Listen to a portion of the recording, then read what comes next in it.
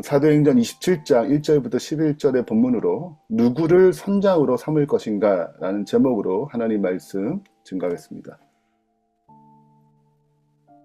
인생은 흔히 선택의 연속이라고 그럽니다. 매일 아침 무엇을 입을까 하는 산소한 선택부터 시작해서 학교 가는 것, 또 누가 결혼하는 것, 어떤 직업을 가질 것인가, 그 외에 중요한 선택에 이르기까지 우리는 끊임없는 선택 기로에 놓여요. 그리고 우리가 내린 선택들을 보여서 우리의 인생의 방향, 항로를 결정합니다. 근데 이렇게 이제 중대한 선택을 할 때 종종 우리는 여러 조언들을 듣잖아요. 또 전문가의 견해를 듣기도 하고. 근데 이 견해들이 한 방향만 가리키면 좋겠는데 이게 충돌될 때가 있어요. 그러면 어떤 방향으로 가야 되지? 누가 말이 옳지? 이게 혼란스러울 때가 있잖아요. 한쪽에는 경험 많은 전문가들이 이게 합리적이라 길입니다라고 얘기하지만 어떤 경우에는 영적으로 조율된 지혜가 있어요. 그것은 하나님의 관점으로 기도와 말씀을 통해서 이 길로 가라, 또 이 길로 가지 말라 하는 조용한 음성이 있거든요. 그러니까 전문가의 견해와 영적인 통찰력이 같으면 문제가 없어요. 근데 이게 충돌될 때가 있습니다. 전문가의 견해, 이 세상에 전문가적인 견해가 있고 영적인 통찰이 있거든요. 그때 우리는 어떤 선택을 해야 될 것인가? 그것이 오늘 본문의 가장 중요한 이야기입니다. 먼저 본문의 배경을 좀 살펴볼게요. 이게 여러 가지 이제 지명이 나오기 때문에 사람 이름은 별 신경 쓰지 않아도 돼요. 그러니까 지명이 좀 신경 써야 되거든요. 지명을 좀 설명하겠습니다. 우리가 아시다시피 26장에는 로마 황제에게 가서 판결을 받겠다고 선언합니다. 바울이. 그래서 유대적을 다스리는 이제 총독 베스도가 그것을 받아들이고 로마로 옮겨야 돼요, 바울을. 황제가 있는 로마로 옮겨야 되거든요. 근데 로마는 이달리아 반도에 있어요. 그래서 로마라는 나라의 로마가 수도잖아요. 글로 이제 데려가는데 그 향해 노선이 있습니다. 첫 번째 가이사르에 출발하죠. 배를 타고 목적지가 이달리아예요. 글로 가야 되잖아요. 근데 거기서 이제 로마로 옮기는 거거든요. 제수들을 함께 이제 가는 것입니다. 3절 이튿날 시돈에 이르니 이제 가이사르에 가서 어디 갔냐면 시돈까지 간 거예요. 4절입니다. 또 거기서 우리가 떠나가다가 맞바람을 피하여 5절 길리기아와 밤비리아 바다를 건너 이 사이 바다를 건너서 누기레 무라라는 시에 이르릅니다. 이게 세 번째예요. 여기서 6절에 보면 이제 배를 갈아타요. 거기서 백부장이 거기서 이달리아로 가는 알렉산드리아 배를 만납니다. 여기에 이제 갈아타가지고 올라요. 배가 바뀌는 거죠. 7절입니다. 배가 더디 가 여러 날 만에 간신히 니도 맞은편에 이르러 풍세가 더 허락하지 아니하므로 간신히 그 연안을 지나 미향이라는 곳에 이르러요. 이것이 1, 2, 3, 4 기억하셔야 돼요. 1, 2, 3, 4 여기까지 이제 이르는 것입니다. 자, 항해 지도를 볼게요. 자, 여기 가이사라예요. 그리고 목적지가 어디예요? 로마, 이달리아야. 로마로 가는 것입니다. 자, 근데 제일 첫 번째 가이사라에서 시돈에 갔어요. 시돈에서 무라시까지 가는 것입니다. 여기서 배를 바꿔 타요. 자, 그리고 막 바람이 막 부는데 어떻게 해가지고 어디까지 간신히 도착하냐면 여기 그레데 섬에 있는 미안까지 가는 것입니다. 그 다음 여기서 이제 고민이 생기는 거야. 자, 미양에 있자라는 사도 바울과 아니다 벨릭스로 가자라는 이제 선주의 말이 있는 거예요. 자, 9절입니다. 여러 날 걸려 금식하는 절기가 이미 지났으므로. 자, 금식하는 절기는 이스라엘 백성의 7대 절기, 전때 7대 절기 중에 6번째 절기인 대속절이래요. 금식하는 절기거든요. 근데 7월 10일 하루 금식합니다. 근데 7월 10일은 유대력이에요. 그러니까 로마력으로 바꿔야 되죠. 로마력으로 바꾸면 9월에 10일입니다. 가을을 좀 지나가요. 근데 벌써 가을이 지났단 말이죠. 이때 집 지났단 말이죠. 그러면 이제 바람이 많이 불고 곧 겨울이 와요. 자, 근데 항해하기가 쉽지 않은 것입니다. 자, 그래서 어디서 쉬어야 되는가 고민하는 거예요. 그래서 바울이 얘기합니다. 그들 권하여 10절 말하되 여러분이요 내가 보니 이번 항해가 하물과 배만 아니라 우리의 생명에도 타격과 많은 손해를 끼치리라 라고 했습니다. 이게 이게 하나님께 직접 지시한 게 아니고 사도 바울의 많은 경험이 살펴보겠죠. 많은 경험과 영적인 통찰력이 있는 거예요. 그렇게 말한 것입니다. 11절입니다. 백부장이 선장과 선주의 말을 바울의 말보다 더 믿었습니다. 그러니까 선장과 선주는 어디 가냐고 그러면 12절에 그 항구가 겨울을 지내기에 불편하므로 이 미항이 좀 겨울을 지내기 좀 불편한 거예요. 작아요. 거기 떠나서 아무쪼록 베릭스에 가서 겨울을 지내자 하는 거예요. 그래서 글로 옮기자는 것입니다. 근데 누굴 따라하냐면 베릭스에 가자는 게 더 많으니 글로 옮기는 거 결정한 거예요. 자, 지도를 좀 보겠습니다. 미항까지 도착했단 말이죠. 베릭스 어디냐면 요 그레데산 끝에 있어요. 미항보다 더 나은 곳이에요. 그러니까 일로 가자고 하는 것이 목적지를. 그리고 겨울 좀 지내다가 다시 이제 이탈리아로 가자. 이렇게 얘기한 거란 말이죠. 여기서 의견이 충돌된 것입니다. 선장의 말과 바울의 말. 여러분, 누구 따르겠어요? 바울 말 따르겠어요? 선장 말 따르겠어요? 생각해 보세요. 그래가지고 선장 말 따른 거예요, 다수가. 그래서 출발했단 말입니다. 근데 태풍을 만나요. 태풍을 만나가지고 떠밀려서 어디까지 가냐면 멜리데 섬까지 갑니다. 떠밀려 가요. 원래 가려고 하는 곳이 아니에요. 그리고 이 멜리데에서 로마에 이르기까지 가는 것이 사도행전 28장이고 멜리데까지 가는 것이 사도행전 27장 끝 부분이에요. 그래서 마침내 멜리데에서 로마까지 가가지고 거기서 2년 동안 말씀을 전하는 것으로 사도행전이 맞춰집니다. 그래서 이번 주가 이제 끝나는 거예요, 이렇게요.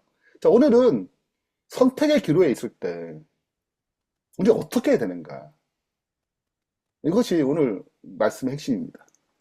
그래서 우리는 피할 수 없는 결정을 해야 되는, 반드시 결정해야 하는 상황에 놓여요. 더 미룰 수도 없어요. 근데 한 방향만 가리키면 좋겠는데 충돌하는 것입니다. 다른 조언들이, 전문가적인 견해들이. 근데 그 선택의 결과, 우리는 치명적인 결과를 가질 수 있어요. 선택이 정말 중요한데, 이제 하나씩 살펴보겠습니다. 그러니까 다시 살펴봤지만, 우리가 어떤 상황에서 미룰 수 없는, 피할 수 없는 결정들이 있어요. 오늘 본문은 이제 사도 바울의 추천이 있어요. 불편하고 열악하지만 일단 안전한 미항에도 보내자. 가다가 위험에 처할 수 있다라고 얘기하죠. 아니다. 위험을 감수하고도 겨울 보내기 더 좋은 베릭스라 항구에 가자. 일로 가면 좋지 않겠냐라고 하는 것입니다.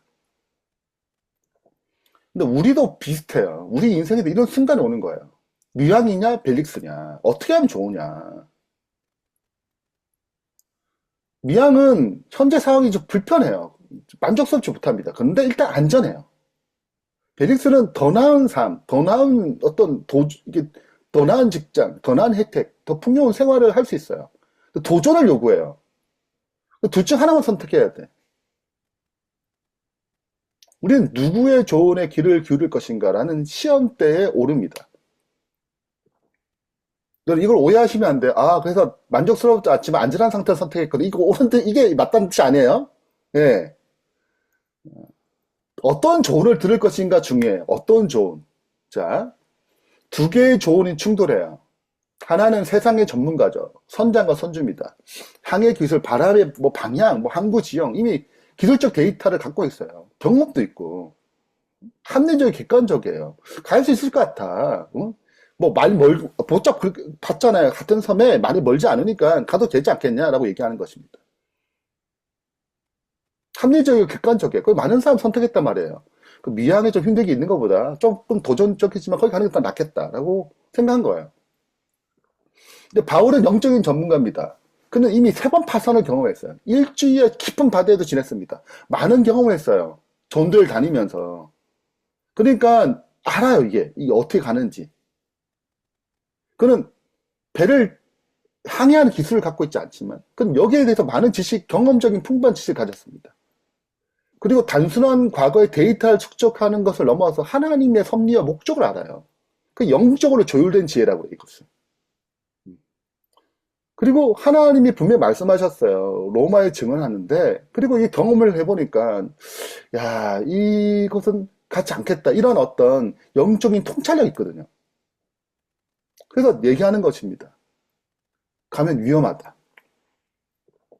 바울의 지혜가 더 깊었던 이유가 있어요. 첫 번째는 선지와 선장은 이제 눈에 보이는 것, 현재 어떤 순풍, 경제적인 이익 이런 걸 생각했단 말이죠. 근데 바울은 경험과 하나님에 대한 어떤 통찰력, 하나님의 뜻 이런 것을 고려했습니다. 그리고 바울은 생명을 더 우선시했어요. 선장과 선주의 동기는 편리함, 그리고 이익 이런 데 있어요. 근데 바울의 동기는 모든 사람 어떻게 살려야 돼. 위험에서. 그게 바울의 관점이에요. 안전한 것. 바울은 상황을 넘어서 보는 지혜가 있었습니다. 그 하나님이 주신 통찰력이죠. 현재 상황을 뛰어넘어서 하나님의 계획과 섭리를 보는 지혜.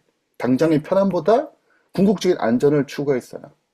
그래서 우리는 때로 도전할 필요가 있어요. 그러나 그것이 하나님 뜻이 아니게 될 경우에는 그래 때로는 불편하더라도 안전을 선택할 수도 있고 하나님의 뜻이라면 도전을 선택할 수 있잖아요. 결국은 중요한 것은 지금 어떤 선택, 누구의 인도하심, 지도를 따르느냐 이거죠. 우리가 다 아시다시피 치명적인 선택한 결과 광포를 만납니다. 14절에 우리 내일 살펴볼 텐데 유라 굴로라는 광포를 만나요. 그래서 다 버리고 파산 직전까지 가기도 하고 도대체 구원의 희망도 없어요. 너무 큰 풍랑 때문에. 그래서 이제 떠밀려 가다가 생각지 못한 섬에 도착한 거죠. 만약 그들이 바울의 조언을 따라 좋은 항구 미항에 머물렀다면 겨울의 폭풍을 피할 수 있었을 것입니다. 안전할 수 있을 거예요.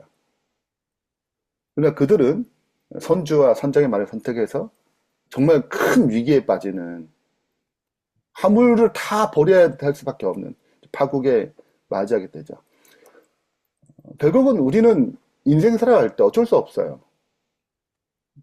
조언이 필요합니다. 우리는 다 전문가가 아니잖아요. 수많은 선장들이 있어요. 뭐 경제 전문가, 뭐 교육 컨설턴트, 심리 상담, 뭐 우리 AI까지 있잖아요. 그래서 뭐 치면 막 나와요 그냥.